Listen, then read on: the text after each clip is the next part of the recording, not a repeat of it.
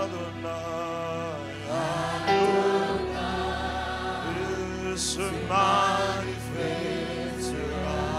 Nous appelons encore Yahweh. Yahweh, Rapha, Elohim, Shaddai,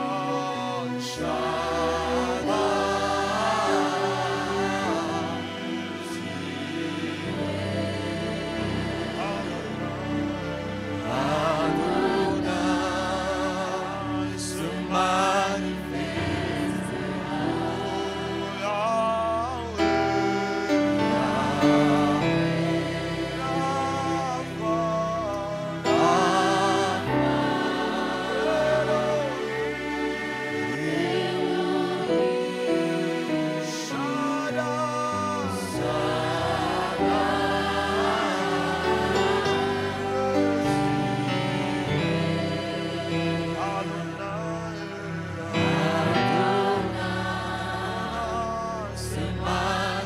Pour la dernière fois, à haute voix.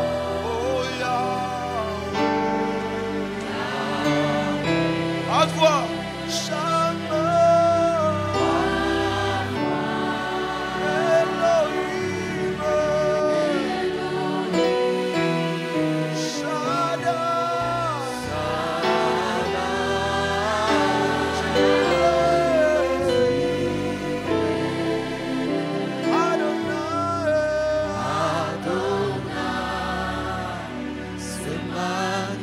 Tu acclames très fort le Seigneur.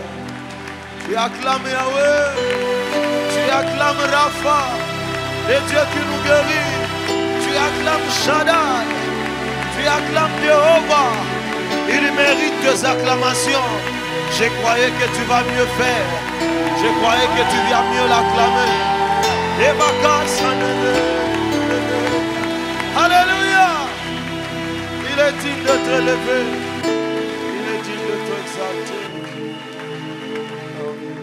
Seigneur, nous te disons merci pour ce temps que tu nous donnes ce matin. Parle à nos cœurs et glorifie ton nom. Au nom de Jésus, amen. On va encore bien acclamer le Seigneur.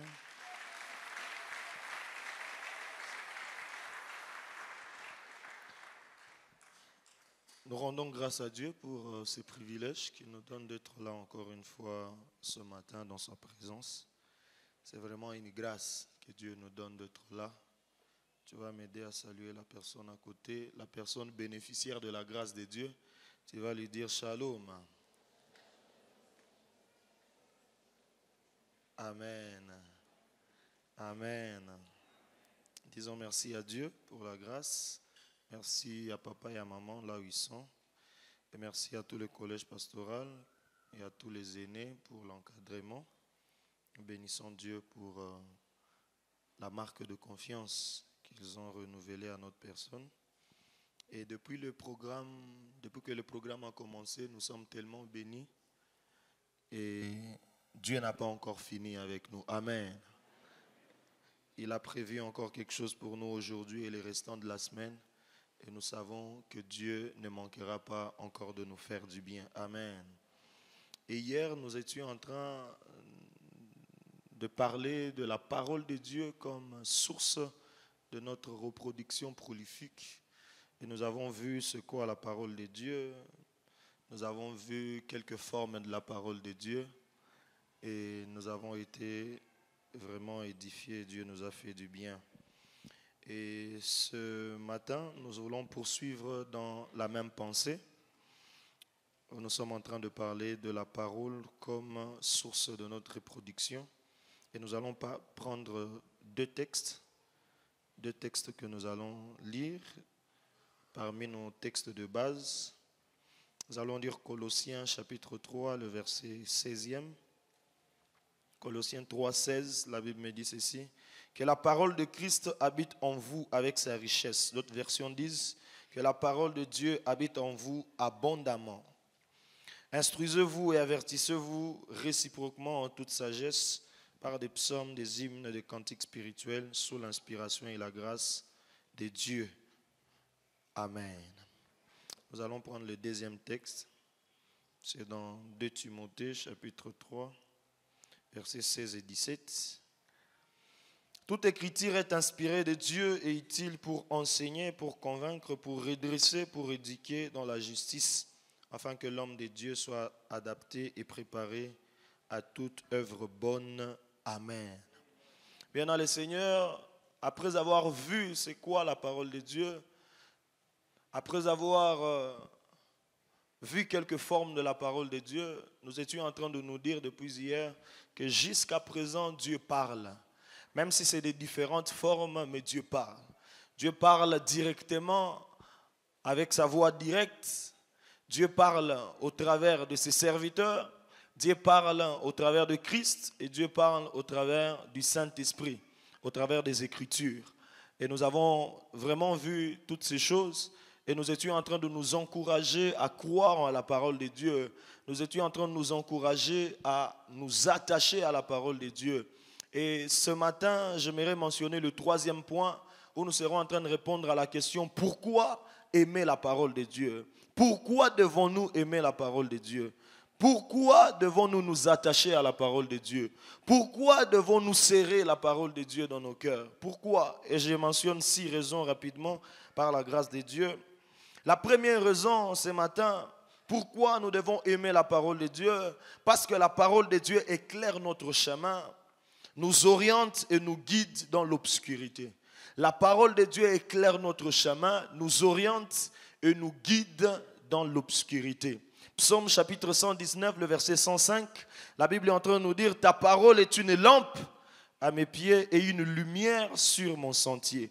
Ta parole est une lampe à mes pieds, une lumière pour mon sentier. Pourquoi c'est une lumière? Pourquoi c'est une lampe? Parce que nous vivons dans un monde plein d'obscurité. Bien aimé dans le Seigneur, dans ce monde, il y a plein de ténèbres. Et sans la parole de Dieu, on ne saura pas avancer. Sans la parole de Dieu, on va se buter à beaucoup de difficultés, beaucoup de problèmes. C'est pourquoi nous devons nous approprier, nous devons croire en la parole de Dieu. Nous devons prendre la parole de Dieu.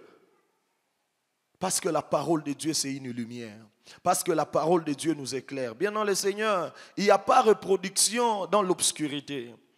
Il n'y a pas reproduction dans l'obscurité. Comment tu vas te reproduire dans l'obscurité? Comment même tu vas savoir le couloir de ta reproduction dans l'obscurité? Comment tu dois savoir la porte dans laquelle tu dois pénétrer pour te reproduire alors que nous sommes dans un monde plein d'obscurité? Et la parole de Dieu est là pour nous servir de lumière, afin que nous voyions clairement, afin que nous sachions ce qu'est le couloir de notre reproduction. Afin que nous sachions quelle est la porte par laquelle nous devons entrer pour nous reproduire. Et vous savez, il y a beaucoup de conséquences lorsque nous sommes dans l'obscurité. Et je mentionne 4 conséquences rapidement. Première conséquence, lorsque nous sommes dans l'obscurité, nous tâtonnons. Il y a les tâtonnements dans l'obscurité. Et comment tu crois que tu peux te reproduire en tâtonnant? On tâtonne, et lorsque nous tâtonnons, nous perdons du temps. Et lorsque nous tâtonnons, nous perdons de l'énergie. Parce qu'il y a l'obscurité dans le monde. Mais pour que nous sachions, nous parvenions à voir la lumière, il nous faut nous attacher à la parole de Dieu, frères et sœurs. La parole de Dieu est une lumière. La parole de Dieu est une lampe. La deuxième conséquence de l'obscurité, c'est que nous faisons le mauvais choix. Lorsque nous sommes en pleine obscurité, nous faisons le mauvais choix. Et lorsque nous ne serrons pas la parole, lorsque nous n'aimons pas la parole de Dieu, frères et sœurs, il y a beaucoup de mauvais choix que nous allons commettre. Et vous savez, il n'y a pas de reproduction dans le mauvais choix. Le mauvais choix nous éloigne du couloir de notre reproduction. Lorsque nous faisons le mauvais choix, ça nous écarte du chemin de notre reproduction. C'est pourquoi que Dieu nous aide, afin que sa lumière nous donne de prendre de bonnes décisions, que sa lumière nous donne, la lumière de sa parole nous donne de faire de bons choix. Troisième conséquence, c'est que lorsqu'on est dans l'obscurité, on tourne à rond, on ne sait pas avancer. Des gens qui sont dans l'obscurité ne savent pas avancer, ne savent pas franchir d'autres étapes. Ils sont là en train de tourner en rond. Et lorsque tu ne t'attaches pas, tu n'aimes pas la parole de Dieu, frères et sœurs, c'est possible que tu tournes en rond. Et on ne parlera pas à ce moment-là de la reproduction, quand tu seras en train de faire un cercle. On parle de la reproduction lorsque nous sortons d'une étape vers une autre. On parle de la reproduction lorsqu'il y a notion de la progression. Lorsqu'on progresse dans la vie, lorsqu'on évolue dans la vie, c'est là qu'on peut parler de la reproduction. Mais lorsqu'on est dans l'obscurité, on tourne en rond.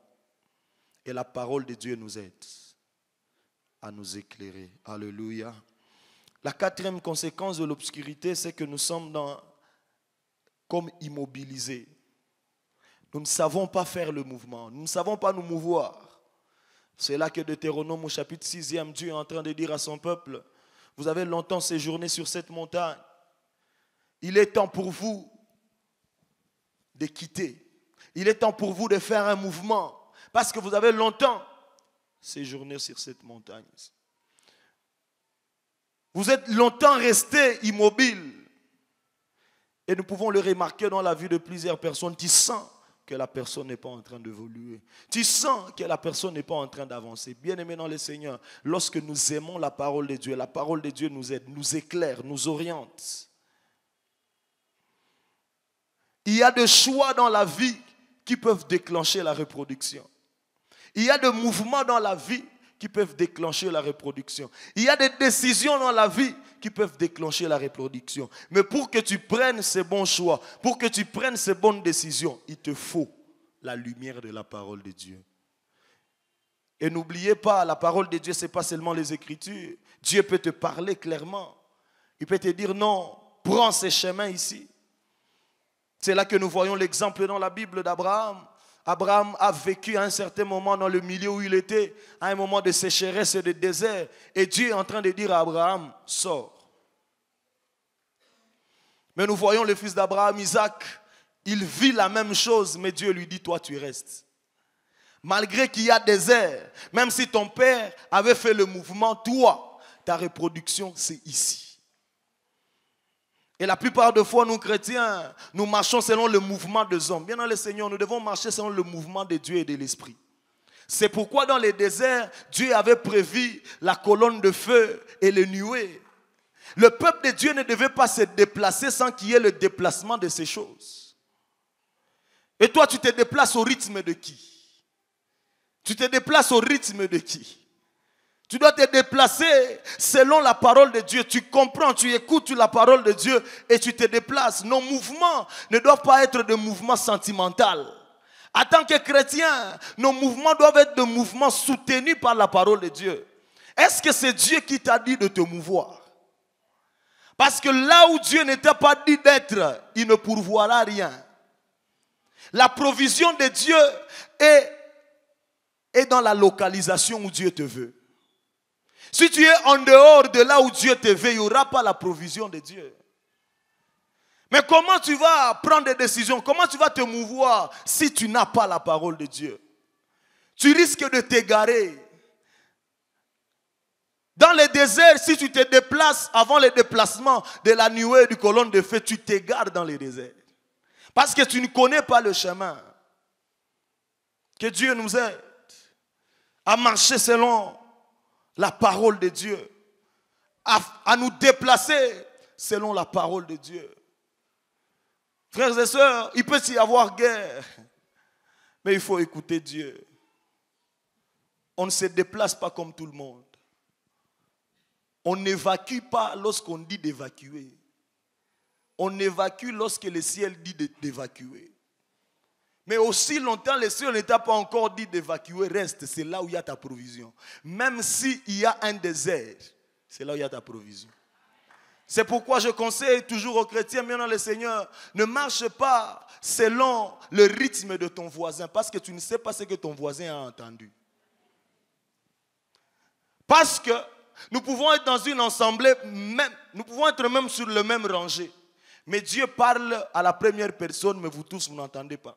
C'est ce qui est arrivé dans les chemins de Damas, dans Actes des Apôtres, chapitre 9. Dieu apparut à Saul, mais tout le monde ne comprend pas. Tout le monde n'écoute pas ce que Dieu a dit à Saul. Alléluia. Que Dieu nous aide. Nous voyons même dans la Bible, beaucoup de gens ont perdu des choses de valeur de leur vie. Pourquoi? Parce qu'ils n'ont pas su entendre Dieu. Imaginez-vous bien dans le Seigneur.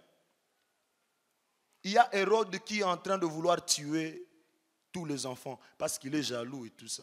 Tous les enfants de moins de 2 ans doivent être tués. Si Joseph, le père de Jésus, était insensible à la voix de Dieu, Jésus devait être tué.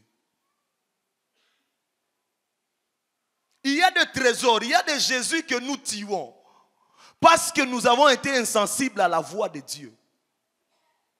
Parce que la nuit, la Bible me dit, l'ange est en train de réveiller Joseph. Il est en train de dire, prends l'enfant et pars, fuis en Égypte. Si c'était toi, avec ton intellectualisme, oh non, il faille que nous ayons tous les moyens pour entreprendre ces mouvements. Frère, il est ni français. Pendant que tu es en train de dire ces choses, les soldats d'Hérode sont à la porte. Dieu a dit quoi? Prends l'enfant et fais quoi? Dieu savait que tu n'as pas le transport, mais il t'a dit quoi? Il faut fuir. Quand tu commences à réfléchir, tu perds ton Jésus. Tu le perds. Tu perds ses trésors. Parce que tu as beaucoup réfléchi. C'est pourquoi nous devons être prompts lorsque nous écoutons la voix de Dieu. Lorsque nous écoutons la parole de Dieu. Nous devons être... Que Dieu, bien dans le Seigneur, ma grande prière, que Dieu nous rende sensibles. Il y a des choses que nous perdons que nous ne devons pas perdre à cause de l'insensibilité. Il y a des choses que nous perdons que nous ne devons pas perdre à cause de notre insensibilité. Que Dieu nous aide. Et cette insensibilité, c'est ce qui peut caractériser même cette obscurité-là, où on est insensible à la voix de Dieu. Dieu te dit de faire A, tu réfléchis. Tu amènes Dieu à la raison.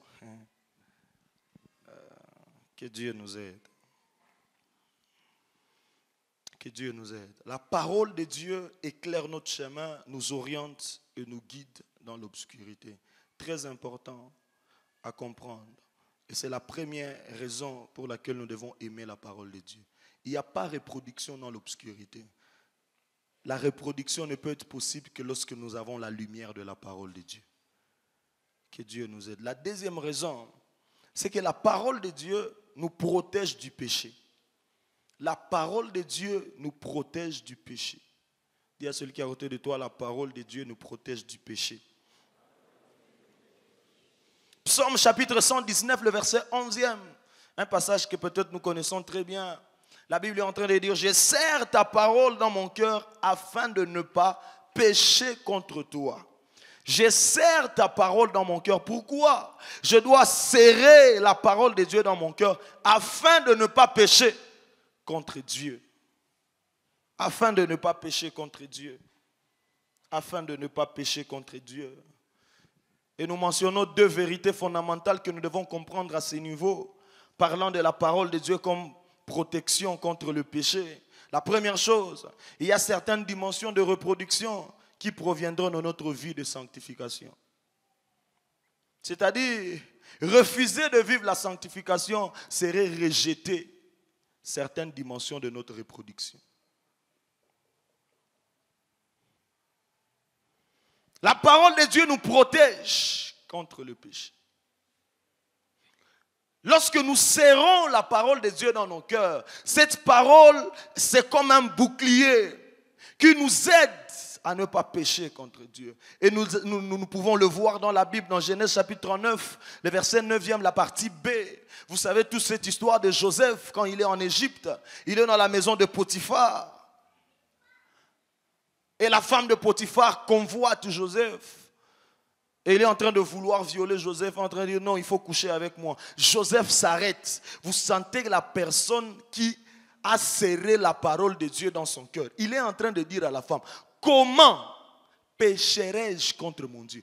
comment je vais commencer à faire des choses que tu me proposes? Tu sens la personne qui a serré la parole de Dieu dans son cœur. Tu sens la personne dont la parole n'est pas restée au niveau intellectuel. La parole est devenue une conscience. C'est-à-dire, ce que tu me proposes, ça ne peut pas fonctionner.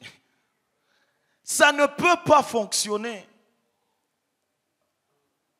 Et nous voyons que l'histoire, il a refusé, il a été accusé par la femme et tout ça. Vous savez l'histoire, on l'a mis en prison. Lui mettre en prison, c'était comme un échec aux yeux des hommes, n'est-ce pas? Même lui-même en prison, il pouvait se dire, bon, je pouvais même le faire pour éviter d'être en prison et tout ça. Il pouvait avoir un petit regret, n'est-ce pas? Mais la deuxième vérité que nous devons comprendre à ce niveau, c'est qu'il y a plus de regrets dans le péché que dans la sanctification. J'aimerais le répéter pour que vous le compreniez bien. Il y a plus de regrets dans le péché que dans la sanctification. Même si tu es persécuté parce que tu vis la sanctification, il y a plus de joie dans la sanctification que dans le péché. Et l'église du Seigneur, l'église de la 11e heure, nous devons être prêts à ces choses. Si nous avons besoin d'obéir et de plaire à Dieu, bien dans le Seigneur, nous devons accepter la persécution. Parce que nous avons accepté de vivre la sanctification. Qui sont les chrétiens qui sont prêts à démissionner dans des postes, dans des travails, parce qu'on leur a dit de voler l'argent? On leur a dit de faire de fausses signatures. Qui sont ces chrétiens-là?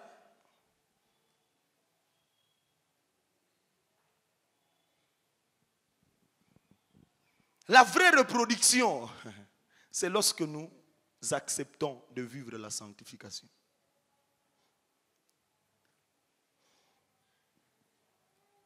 Dans les péchés, il n'y a pas la joie. Il n'y a pas la joie. Même si ces péchés te donneront un semblant de joie, il n'y a pas la joie. Dans ton cœur, tu seras toujours culpabilisé. Toujours culpabilisé. Toujours culpabilisé. Il y a plus de joie dans la sanctification que dans le péché. Ça, j'aimerais que nous puissions retenir. Il y a plus de joie. Parce que je suis en train de me dire, si nous parlons de l'école de Joseph, c'est-à-dire cette tentation, c'était aussi une leçon dans l'école de Dieu pour Joseph. Et je suis en train de me dire, si Joseph allait échouer cette leçon, est-ce qu'il allait être premier ministre? Vous voyez que de petits plaisirs de 5-10 minutes peuvent vous faire rater toute votre destinée, quoi. Des décisions que vous prenez et vous croyez que ça ne se limite qu'à vous peuvent gâcher toute votre vie. Et tu peux faire semblant de paraître bien, de paraître droit devant nous, bien dans le Seigneur. Tu ne peux pas mentir à ta conscience. Tu sais que ce véhicule avec lequel tu viens pour nous impressionner, tu l'avais eu à cause d'une corruption.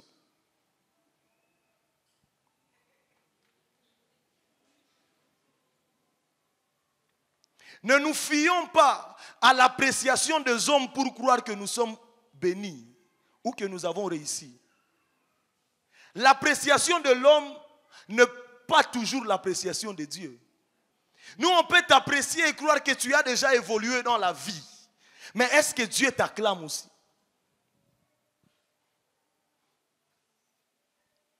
Et à quoi servirait l'homme de gagner toute la terre et de perdre son âme? Pour nous impressionner. La meilleure façon de nous impressionner, c'est qu'on se retrouve au ciel ensemble. Et que tu aies beaucoup de couronnes. Mais sur terre ici, oh. Et même si on te mettait dans un cercueil avec toute ta richesse, le lendemain on va rencontrer ton corps à côté et le cercueil est déjà parti. Pourquoi nous nous battons pour les choses de la terre? En sachant que nous pouvons perdre notre éternité. Tu es prêt à tout pour que les gens croient ou disent que tu t'es déjà reproduit.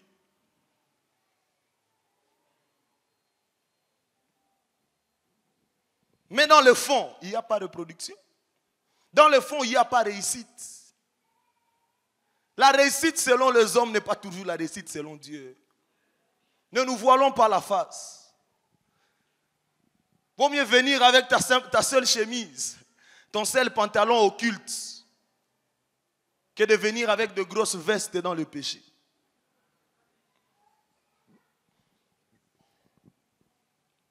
Ambia Mungu pembeni yako, Mungu atusaidie. Mwambie Mungu atusaidie sana. Il y a plus de regrets dans le péché que dans la sanctification, frères et sœurs. Tu as refusé de signer ce document, on t'a chassé du boulot. Il faut rendre gloire à Dieu.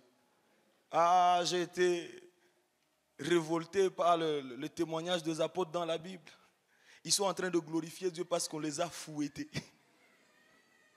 Ah, ils sont en train de dire, non, moi j'ai reçu 40 coups moins 1. Ils sont en train de bénir Dieu, ils sont fiers. Parce qu'ils ont participé à la souffrance de Christ. Oh, où est cette église qui est fière de plaire à Dieu et de paraître distrait devant les hommes? Nous tous, nous courons derrière les apparences. C'est la bonne question à se poser.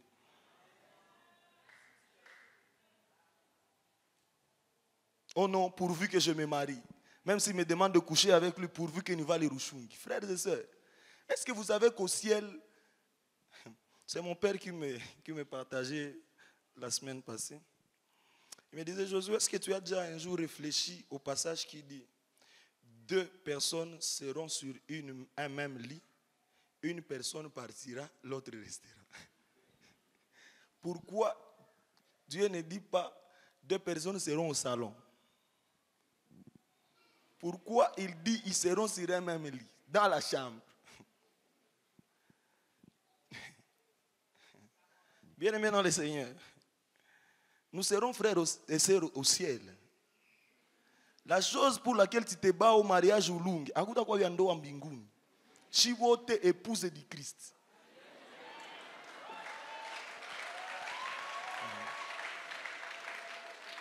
Oh non, on va dire quoi? Il faut que moi aussi je me marie. Tu te compromets et tout ça pour que tu entres seulement ici avec un voile.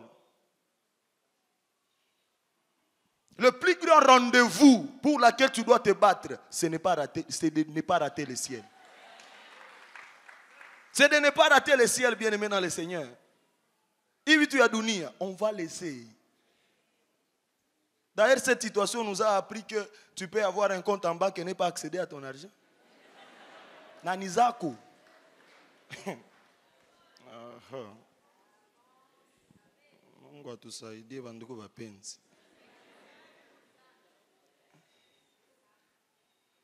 Que Dieu aide l'église.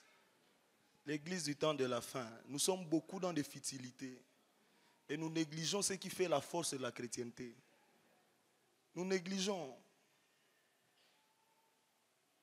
Nous avons l'apparence de la piété. Paul est en train de dire à Timothée. Mais nous régnons ce qui en fait la force. Ce qui fait la force de la chrétienté, c'est quoi? Ce qui fait la force de la chrétienté, c'est quoi? Troisième raison pour laquelle nous devons aimer la parole de Dieu. La parole de Dieu nous rend victorieux devant l'adversité. La parole de Dieu nous rend victorieux devant l'adversité. Éphésiens chapitre 6, le verset 13 au 17e, la Bible est en train de nous montrer les armes avec lesquelles nous devons combattre. Nous parle de beaucoup d'armes et il mentionne la parole comme une épée.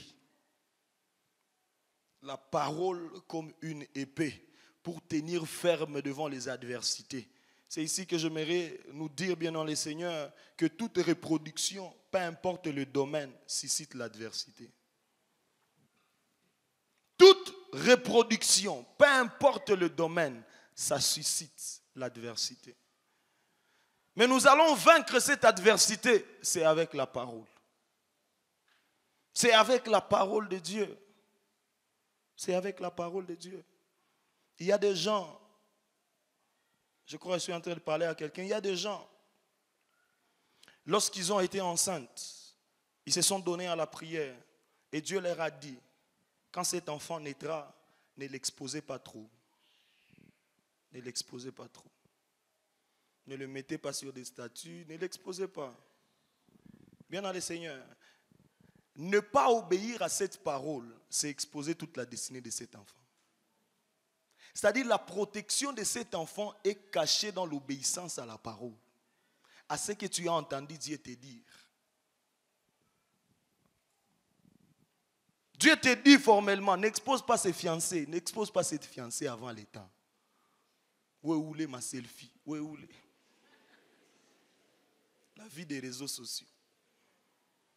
Quand ton mariage n'aboutit pas, oh non, le combat. Non, c'est toi qui t'es attiré le combat par désobéissance à ce que Dieu t'avait dit. Tous pouvons être dans des relations, mais nous avons chacun la parole spécifique de Dieu par rapport à cette relation. Si toi, Dieu ne t'a pas dit de ne pas cacher ta relation, si quelqu'un d'autre cache sa relation, pourquoi tu le combats? Pourquoi tu veux qu'il vive comme toi?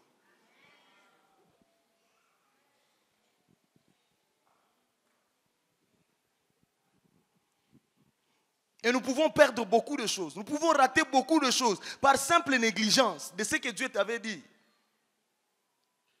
À cause de beaucoup de joie, tu oublies ce que Dieu t'a dit. Ce que Dieu t'a dit. C'est comme ça que Samson se retrouve sur la cuisse de Delilah. Comment? Ils oublient ce qu'ils sont. Ils oublient les paroles qui ont été prononcées sur leur vie lorsqu'ils naissaient. Toi, tu es un enfant pas comme les autres. Tu es mis à part. Tu ne dois pas te comporter comme tous les autres. C'est-à-dire, le manque d'obéissance à cette parole, c'est l'exposition de toute la destinée. Et il y a beaucoup de choses que nous perdons parce que nous avons négligé la parole de Dieu. Parce que nous n'avons pas pris la parole de Dieu comme épée. L'épée a deux rôles. Nous voyons dans les jardins d'Éden, la Bible dit que Dieu a mis les anges devant l'arbre de vie avec des épées pour protéger. C'est-à-dire l'épée a le rôle de protection, mais aussi a le rôle de défendre.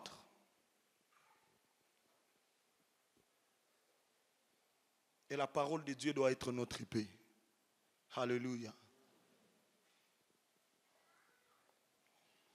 La deuxième vérité que je mentionne, c'est qu'on ne résiste pas au diable par la prière, mais on résiste au diable par la proclamation de la parole.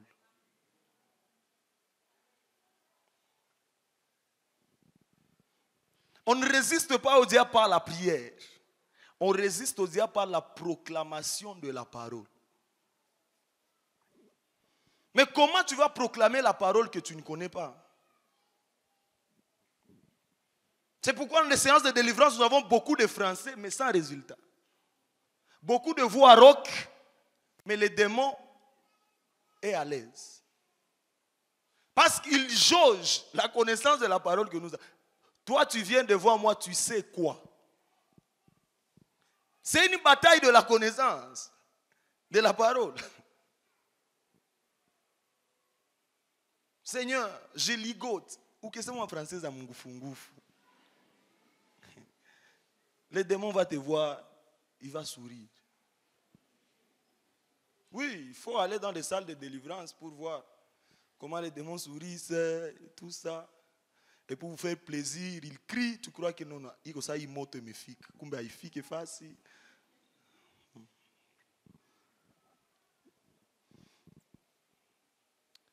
Et nous voyons cela avec deux images de la Bible. La première image, c'est l'image de Ève, qui est tentée par le diable. Mais la tentation de Satan vis-à-vis de Ève est en train d'attaquer la connaissance de la parole. Parce qu'il est en train de dire à Ève, est-ce que réellement l'Éternel a dit que vous ne mangerez pas? Qu'est-ce que ça attaque? Ça attaque la parole. Ça attaque, ça jauge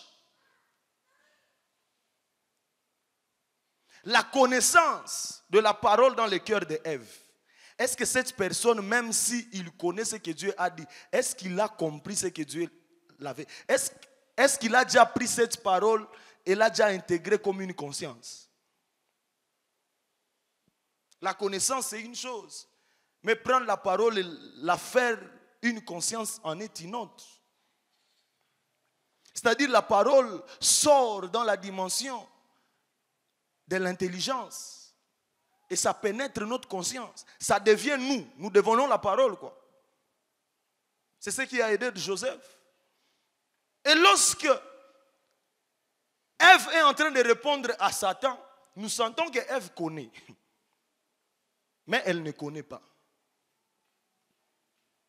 Elle connaît que Dieu avait dit. Mais elle ne connaît pas. Elle ne connaît pas. Elle n'a pas pris ça comme une parole qui ne peut pas être désobéie. Dieu lui a dit, le diable a dit, est-ce que réellement il vous a dit de ne pas manger? Il a dit, oui, oui, en tout cas, il nous a dit de ne pas manger. Le diable lui a dit quoi? Non, il savait que si vous mangez, vous deviendrez comme lui. Ah. Donc, vous voyez un peu l'analyse. Et puis les yeux s'ouvrent. Et puis il prend le fruit, il mange et il apporte à son mari. Le mari ne demande pas la question. Le mari fait quoi? Il faut avoir l'habitude de poser des questions. Ce n'est pas tous les cadeaux qu'on vous apporte qui sont sanctifiés. Oh, allez-y paniquer fala, allez-y paniquer cool. Il faut poser des questions. Oui, j'aimerais parler aux parents. Chers parents, cessons d'être légers dans l'éducation de nos enfants. Un enfant ne peut pas sortir le matin et te revient avec un iPhone 15, tu ne poses pas de questions. Tu es incapable de lui payer un Itel. Et elle te vient avec un iPhone, avec des habits que tu ne connais pas, tu ne poses pas de questions. Tu dis qu'elle est en train de grandir. C'est comme ça que vous introduisez des interdits dans vos familles et qui deviennent des hôtels ou des antennes du diable pour vous attaquer. Ça, mon n'a pas dans ma cauchemar, les intercesseurs.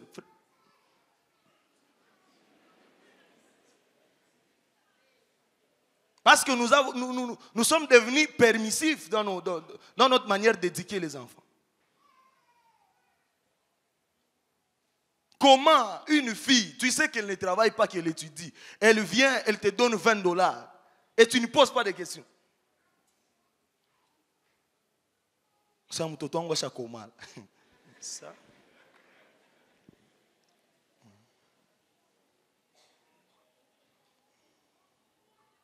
Amen. Et nous voyons Jésus, la deuxième image, dans Matthieu, chapitre 4, le verset 1er au verset 11e. Jésus est dans le désert. En étant dans le désert, le diable aussi vient. Comme il est venu chez Ève, le diable aussi vient. Il dit, est-ce que tu sais que tu peux changer cette pierre en pain? Est-ce que Jésus a ligoté, a allumé le feu? Non.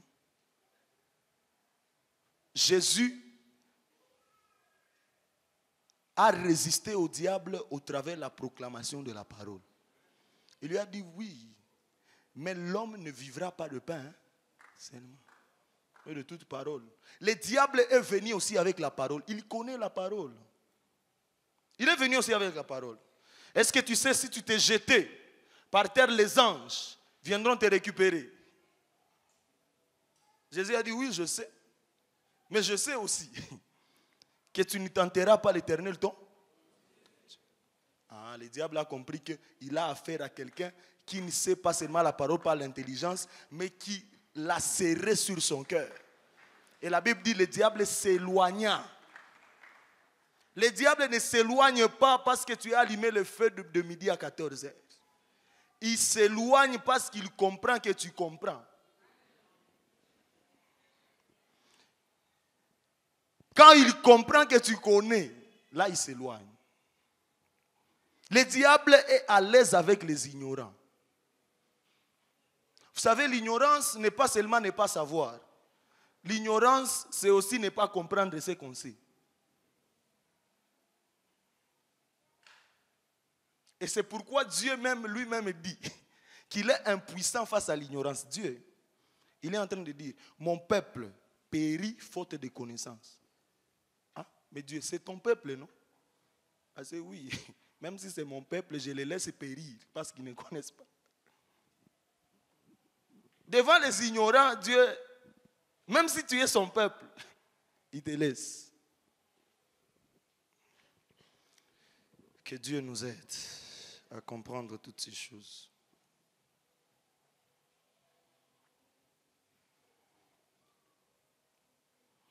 Au-delà de la parole qui rend victorieux devant l'adversité, prenons aussi la parole, quatrième raison, la parole affermit notre foi.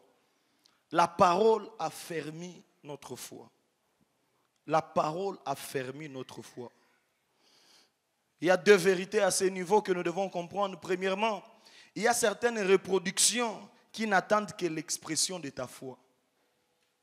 Je répète. Il y a certaines reproductions qui n'attendent l'expression de ta foi.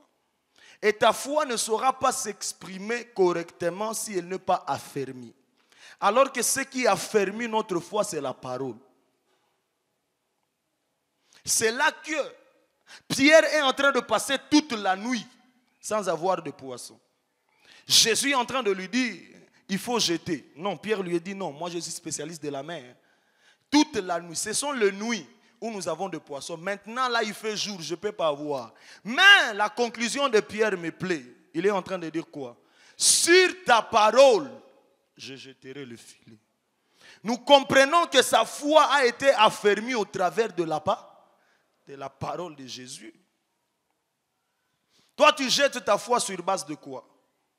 Tu pries sur base de quelle parole? Tu entres en retraite sur base de quelle parole? Nous devons être révolutionnés dans notre manière d'être, dans notre relation avec Dieu. Est-ce que vous savez qu'il existe des retraites de parole? Nous avons été mal enseignés, nous savons que retraite, il faut toujours être en jeûne et en prière et il faut s'isoler pour prier beaucoup. Mais tu pries beaucoup sur base de quoi?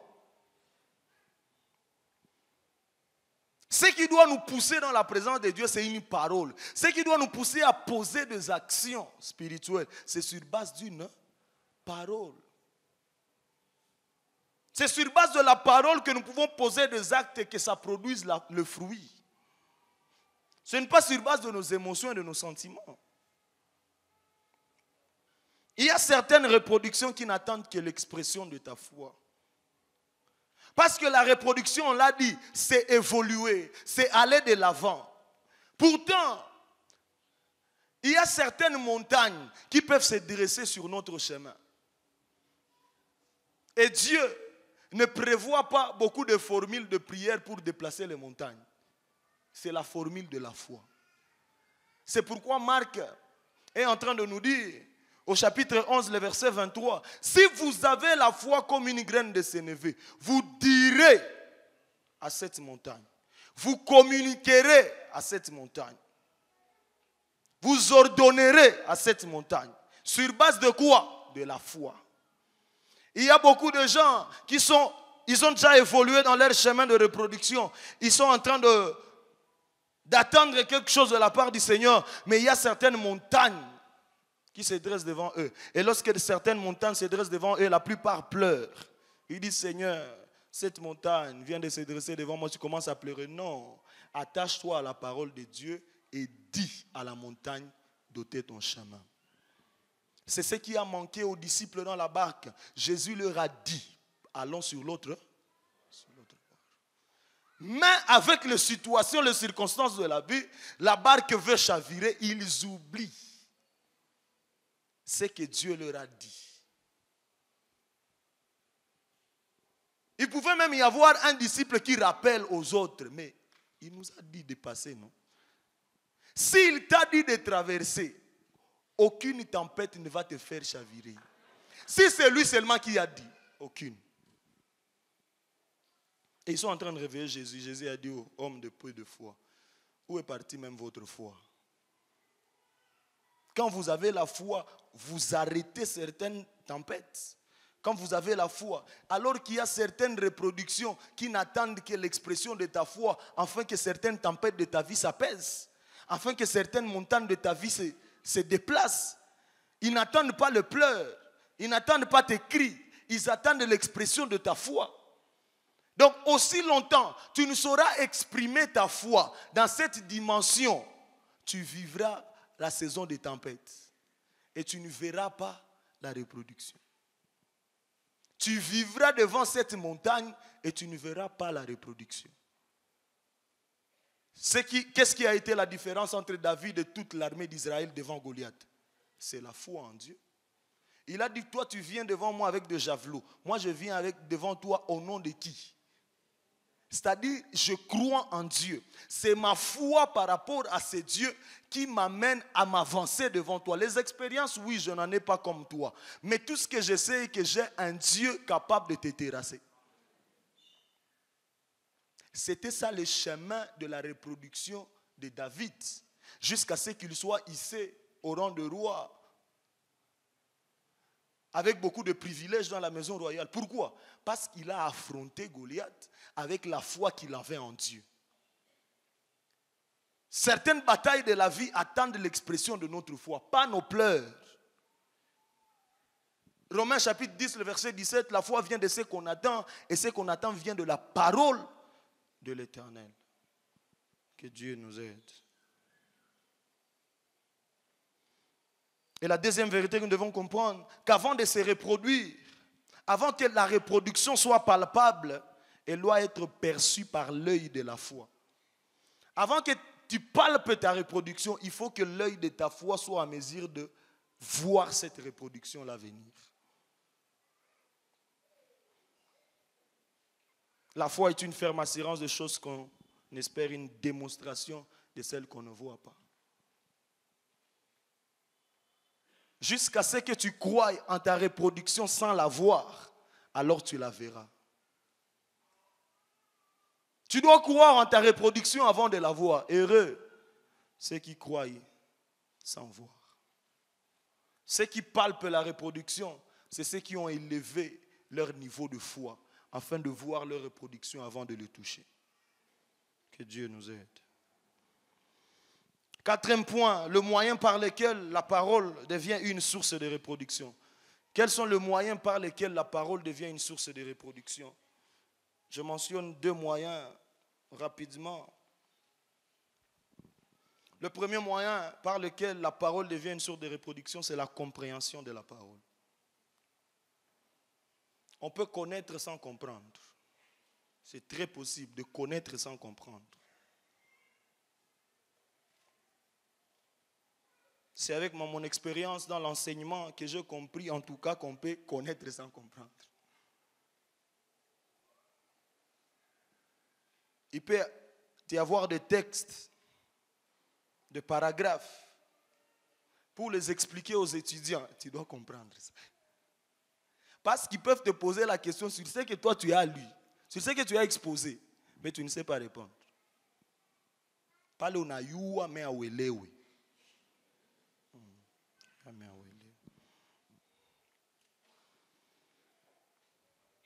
Et donc la parole de Dieu ne saura devenir une source de reproduction si on ne la comprend pas. C'est la compréhension de la parole, premièrement, qui devient une source de reproduction.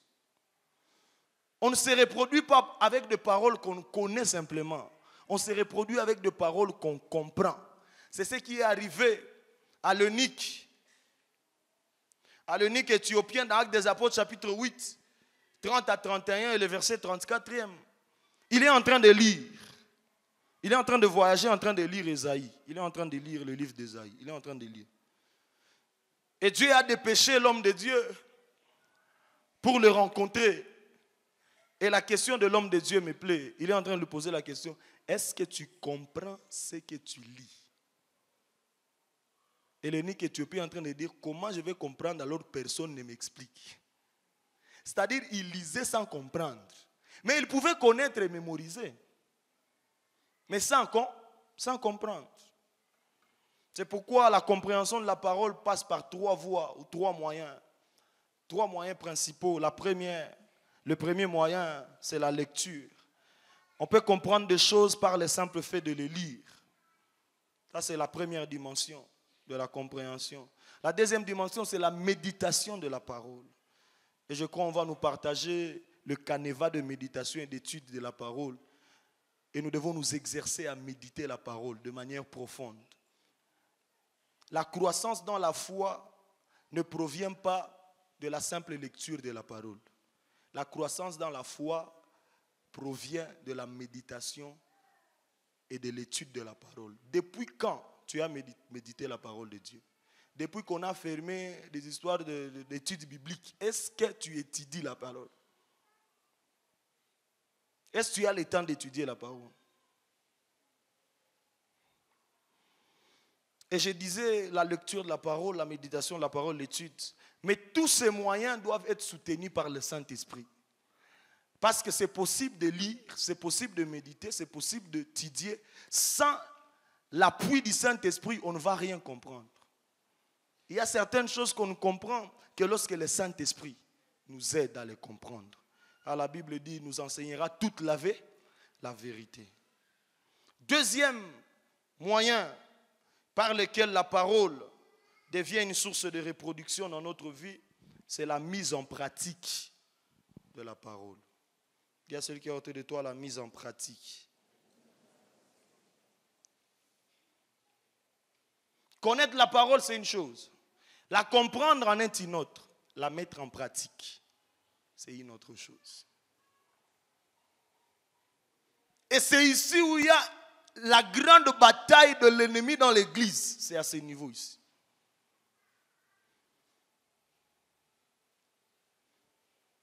Pour certains, le diable ne t'empêchera jamais de venir au culte. Mais il ne voudra pas que tu mettes en pratique ce que tu as entendu. Pour d'autres, le diable ne t'empêchera jamais de lire la Bible. Mais il ne te permettra jamais de mettre en pratique ce que tu as lu dans la parole. C'est-à-dire la plus grande bataille, c'est la mise en pratique, l'obéissance à la parole de Dieu.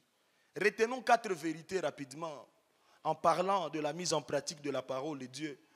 Première vérité, ça ne vaut pas la peine de comprendre la parole si on ne la met pas en pratique. Ça ne sert à rien de comprendre la parole si on ne la met pas en pratique. Deuxième vérité, ce n'est pas la connaissance de la parole qui transforme, mais c'est sa mise en pratique. Car la Bible ne nous a pas été donnée pour augmenter nos connaissances, mais pour transformer nos vies. La Bible ne nous a pas été donnée pour augmenter nos connaissances, mais la Bible nous a été donnée pour transformer nos vies. La parole de Dieu a été libérée pas pour que nous en connaissions simplement, mais pour que notre vie soit transformée. Et la question que nous nous posons depuis que tu es en contact avec la parole de Dieu, quel aspect de ta vie la parole de Dieu a transformé? Tu es dans cette église, ça fait 5 ans, ça fait 10 ans, ça fait 2 ans, ça fait une année. Tu es en face de la parole. Que ce soit dans des classes de baptême, c'est la parole. Que ce soit dans des classes d'orientation, les dimanches, les vendredis, c'est la parole. Dans les réseaux sociaux, ce ne sont que les versets, la parole. Depuis que tu es en contact avec toute cette parole, qu'est-ce que la parole a déjà changé dans ta vie? Bien dans le Seigneur, avant le salut ne peut pas être égal après le salut. Ça ne marche pas.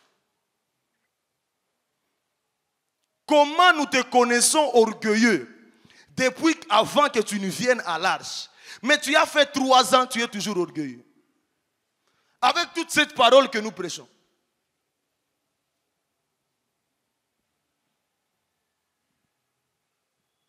Et vous croyez que c'est nous qui n'avons pas l'onction? Non, nous avons l'onction. C'est vous qui ne voulez pas obéir à la parole. Depuis tout ce temps, frères et sœurs, tu es en contact avec la parole de Dieu. Qu'est-ce que cette parole a transformé dans ta vie? Comment tu peux mener la même vie avant que tu ne reçoives la parole et après avoir reçu la parole? Et d'autres personnes se justifient. Non, non, c'est ça mon caractère. Frère, à moins que la parole ne soit pas parole, Mais la parole qui est l'épée à deux tranchants, tu l'obéis, tu la mets en pratique et ça te laisse indemne. Non, ça ne marche pas. Et comme notre papa aime le dire, nous risquons d'être jugés doublement au ciel. Parce que le problème avec l'Église, ce n'est pas l'ignorance de la parole. Nous connaissons, mais est-ce que nous mettons en pratique? Si on fait passer seulement ces micros ici, que quelqu'un nous récite 3 versets, est-ce qu'on peut manquer? C'est la plupart qui vont nous citer par cœur. Même dans 3 versions. Darby, Chouraki et Louis II. Et tu nous donnes des nuances. Mais est-ce que tu mets en pratique cette parole que tu connais? Est-ce que nous mettons en pratique cette parole? Tu sais, ce n'est pas à dire que tu ne sais pas. Tu sais très bien que sortir avec le mari d'autrui, c'est un problème, c'est un péché. Mais tu continues à sortir avec lui. Toi, tu crois que tu ne sais pas? Moi, je te rappelle que tu sais. Ce n'est pas que tu ne sais pas. Tu sais que c'est mal. Tu sais que c'est mal. L'impudicité, tu sais que c'est mal. Mais qu'est-ce qui fait que tu tombes dans l'impudicité? Jusqu'aujourd'hui, après 8 ans de conversion, avec tous les tournants, non apita pambele unalia, non atia offrande, mais on a rudia unaanguka. C'est comme une sœur. On était en retraite, papa aussi, en retraite, hein, en jeûne et en prière. C'était une retraite de 3 jours. Le deuxième jour, nous sommes en plein jeûne. Elle part faire l'impudicité. Mon jeûne, ma soeur, ulikuwa nafunga, si nilikuwa tu mafungo.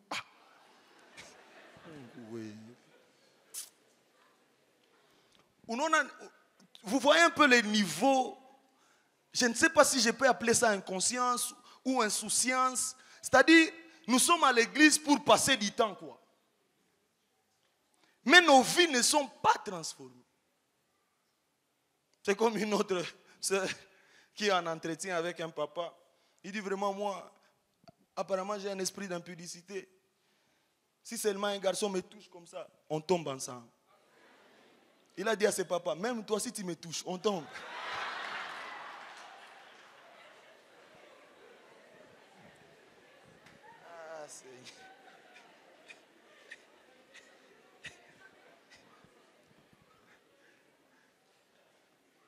Mais Otasiki a 3 ans dans le Seigneur.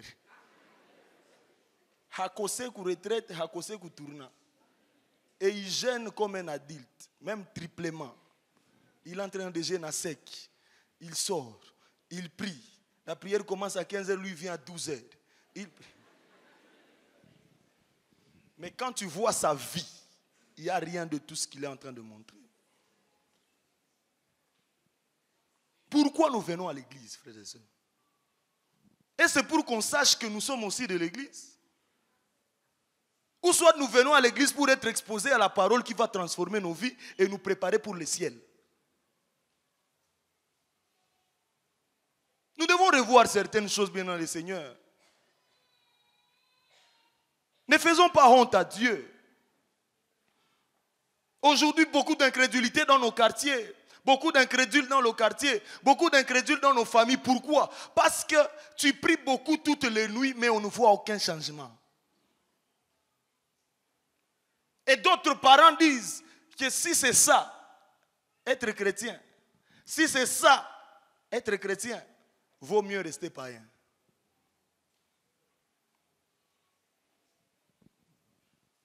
Vaut mieux rester païen. Désobéissance, impolitesse, orgueil. Tu injuries les parents.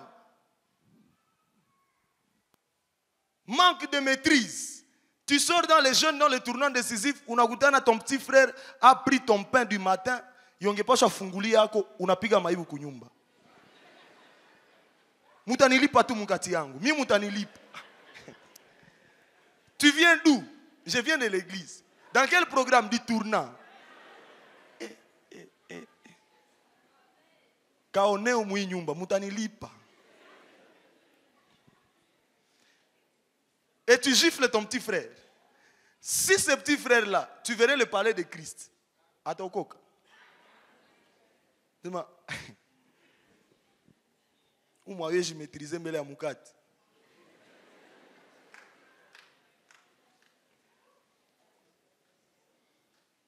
Mettons en pratique la parole de Dieu, frères et sœurs. C'est très important. Et je disais, ce n'est pas la connaissance de la parole qui transforme, c'est sa mise en pratique. Et l'église du Seigneur, c'est à ce niveau que Dieu nous attend. Dieu ne nous attend pas à remplir nos têtes de versets bibliques. Dieu attend que nous puissions vivre ces versets que nous connaissons. Que nous puissions vivre cela. Tu sais que la corruption, elle est mauvaise, mais pourquoi tu as pris cette corruption? Oh non, on nous a dit que l'année de la reproduction prolifique, Mungu anapita munjia zote. Ile njia haiko ya Mungu ile. Pour avoir un poste, tu ne peux pas coucher avec le chef parce que tu dis que non, njia ya Mungu, non? Non, c'est pas ça. Tu sais que sortir avec le mari d'autrui, c'est un péché. Mais tu continues quand même. Et tu salis sa femme. Tu connais sa femme et ses enfants. Tu les salis. Shalom. Vous voyez un peu la dimension d'hypocrisie dans laquelle l'Église est en train de...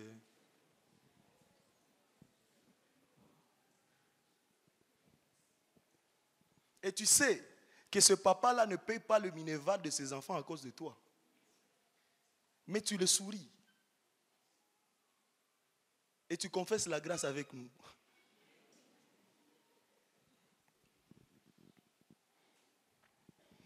Troisième vérité. Notre reproduction est fragile si elle n'est pas bâtie sur l'obéissance totale à la parole de Dieu. Notre reproduction, elle est fragile, frères et sœurs, si elle n'est pas bâtie sur l'obéissance totale à la parole de Dieu.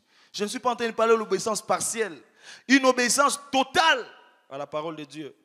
Matthieu 7, 24 à 27. Elle est en train de dire, celui qui écoute ma parole et ne le met pas en pratique est semblable à un homme qui a bâti sa maison sur le sable. Lorsque les intempéries sont venues, la maison n'a pas pu résister. La maison a été emportée.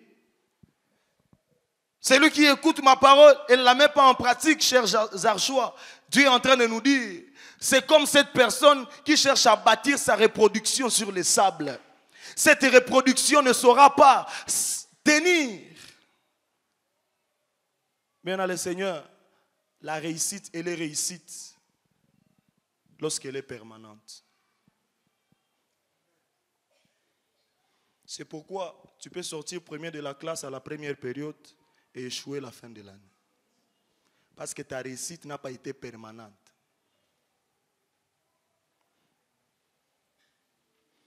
Et qu'est-ce qui rend fragile notre reproduction, notre réussite? C'est l'absence de l'obéissance totale à la parole de Dieu.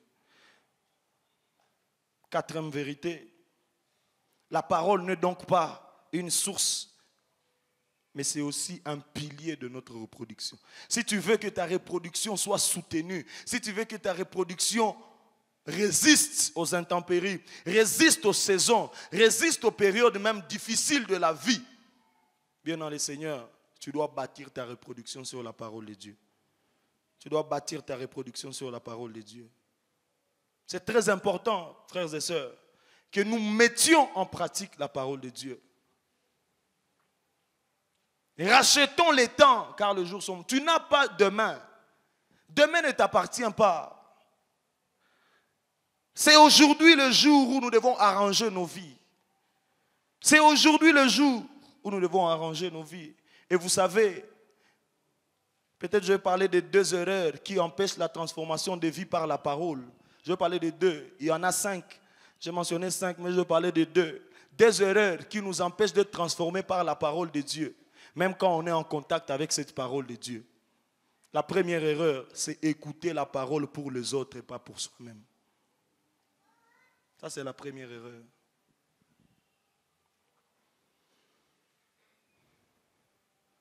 Nous pouvons être dans le temple, je suis en train de parler ici, mais tu es en train de voir quelqu'un. Non. C'est à toi que la parole est adressée. Ce n'est pas à ton voisin. Ce n'est pas à cette personne-là que tu connais dans les quartiers. Et le diable nous a déjà lancés dans ces pièges-là, où nous n'écoutons pas la parole pour nous, mais nous écoutons la parole pour les autres. Matthieu 7, 3 à 5, la Bible est en train de dire, comment tu peux chercher à ôter la paille dans l'œil du voisin? Tu oublies qu'il y a une poutre dans ton œil. Hypocrite, ôte d'abord la poutre qui est dans ton œil avant de voir la paille qui est dans l'œil de ton voisin. Arrange d'abord ta vie, toi, avant de voir les autres. Cette parole que nous vous prêchons n'est pas pour le voisin. Je suis en train de parler à toi. Que tu dois mettre en pratique la parole, ce n'est pas le voisin qui doit le mettre en pratique à ta place. C'est toi qui dois la mettre en pratique. C'est toi qui dois abandonner tes mauvaises voies. C'est toi qui dois obéir totalement à la parole. Ce n'est pas ton voisin. Ce n'est pas ces païens-là que tu connais dans les quartiers. Ce n'est pas ton cousin-là qui est païen dans ta famille. C'est toi.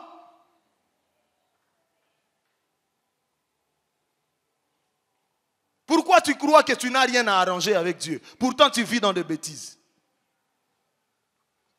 Et le diable peut nous voiler comme ça. Et le diable peut nous voiler comme ça. Vous savez, la vie des réseaux sociaux a réduit un peu la valeur de la parole de Dieu, quoi.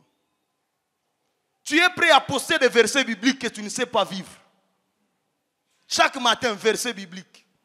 Chaque matin, verset biblique. Qu'on sache que tu es chrétien. Alors que toi-même, tu sais ce que tu fais dans ta chambre. Même si on savait que tu étais chrétien, tu vivais la vie d'impureté, tu n'iras pas au ciel. Moi, je n'ai pas un ciel à te proposer. Même si je sais que tu postes des versets bibliques.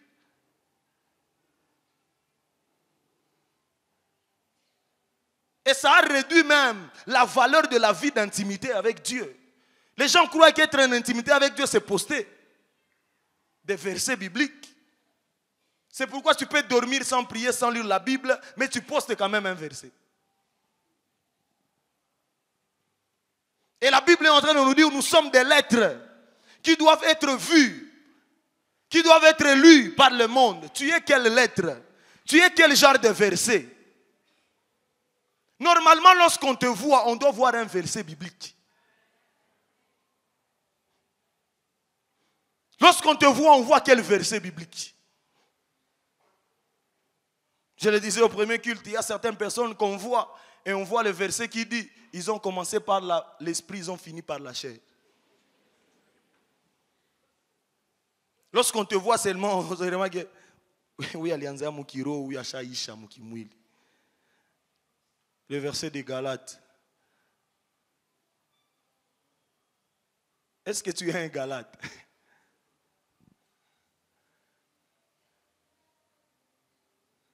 Lorsqu'on te voit, des gens doivent avoir envie d'aimer Dieu. Lorsqu'on te voit, tu reflètes l'amour de Dieu. Tu reflètes une vie de sanctification. Je l'ai dit au premier culte. La prédisposition du salut dans mon cœur n'est pas venue par une prédication. C'est venu par la vie de mon grand frère. Il vivait une vie. Oh. Je n'étais pas chrétien. Mais quand il entrait dans la maison, je me repentais. Je me repentais même de mes pensées. Parce que mon grand frère est entré. Il n'a rien dit. Ce n'était pas un évangéliste, c'était un intercesseur, mais qui reflétait la vie de Dieu. Quand les gens te voient, ils voient quoi? Quand les gens te voient, ils voient quel verset? Quand les gens te voient, bien aimé dans le Seigneur, Tu dois incarner la parole de Dieu. Nous sommes en train de devenir des freins à l'évangile à cause de nos mauvais comportements. C'est bon, les parents n'ont pas de problème avec nous quand nous venons dans des veillées de prière. C'est bon, mais ils veulent juste voir les vertus de Dieu dans ta vie. Il y a des gens qui viendront à Christ, pas avec les 4 lois spirituelles, mais lorsqu'ils verront ta vie. Ils peuvent témoigner que non, nous le connaissons. Il était comme ça, mais aujourd'hui, non. Il y a une transformation. Et je vais suivre, c'est Dieu qui est capable de transformer jusqu'à ce point.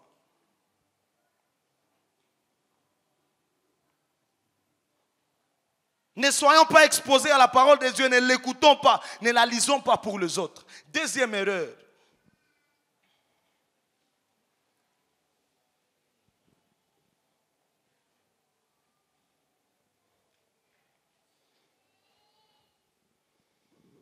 C'est lorsque nous nous focalisons sur la parole promesse et nous rejetons la parole responsabilité.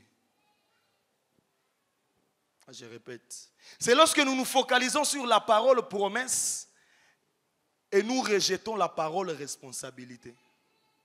Deutéronome chapitre 28 du 1er au 8e verset. Nous connaissons très bien ces versets. Ça dit quoi? Je serai la tête et non la queue. L'Éternel me protégera à l'aller comme au retour. Mes champs seront bénis. Bien dans le Seigneur, ce sont des promesses. Mais au verset 1er, il y a une responsabilité. Ces choses vous parviendront lorsque vous obéissez à la parole de Dieu et vous la mettez en pratique. Des chrétiens, nous sommes spécialistes aux paroles promesses. Prions, nous réclamons. Seigneur, tu as dit, c'est bon. C'est ce que même nous avons dit hier. Mais ne fouillons pas la parole de responsabilité. Il y a des parties dans la Bible où on te dit, tu dois arranger ta vie. Il y a des parties dans la Bible où on te dit, fuyez l'impudicité. Ça, ce n'est pas une promesse. Il y a des parties dans la Bible où on te dit, il ne faut pas calomnier. Il ne faut pas jalouser. Ce sont des parties de la Bible qui ont pour but de transformer la vie de la personne. Tout ce qui est responsabilité dans la parole, nous laissons de côté et nous ne prenons que les paroles, promesse de Dieu, promesse de Dieu. Dieu a dit, je serai la tête et non la queue. Dieu a dit, c'est bon. Mais avant d'être la tête et non la queue, il a dit quoi? Il a dit, obéissez à ma parole et mettez cette parole en pratique. C'est une erreur que de considérer la parole promesse et d'oublier la parole responsabilité. C'est la parole responsabilité qui transforme le cœur de l'homme.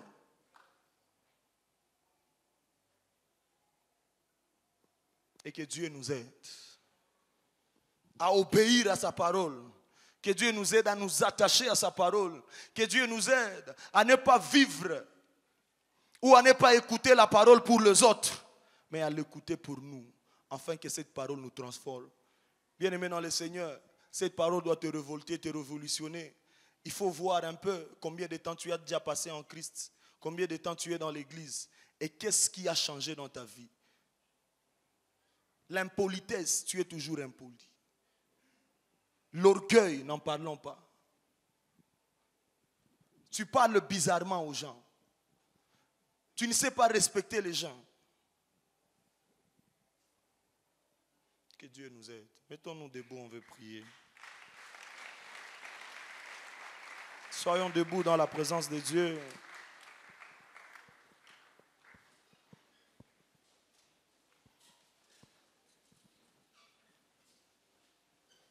La parole de Dieu, source de ma reproduction prolifique et soutenue. Et la parole de Dieu, elle doit être comprise. La parole de Dieu, elle doit être mise en pratique. C'est la mise en pratique de la parole de Dieu qui transforme de vie. Il y a quelqu'un qui veut prendre une résolution ce matin d'obéir à la parole de Dieu. Mais avant cela, j'aimerais que nous puissions nous demander à Dieu pardon. Le problème n'est pas que tu ne connaissais pas ce que tu faisais, tu connaissais. À moins que tu ne sois pas chrétien, tu es dans l'assemblée, tu n'as pas encore donné au Seigneur ta vie. et tu ne savais pas toutes ces choses, si tu es là, tu peux lever ta main pour recevoir la parole vivante, la parole incarnée dans ton cœur, afin que tu aies accès au royaume de Dieu. Tu es là, tu n'as pas encore donné ta vie au Seigneur. Tu ne savais pas tout ce que nous sommes en train de dire ici. Tu n'as pas encore rencontré le Seigneur. Tu es dans l'assemblée, tu vas lever ta main. Tu n'as pas encore donné ta vie au Seigneur, tu lèves ta main si tu es là.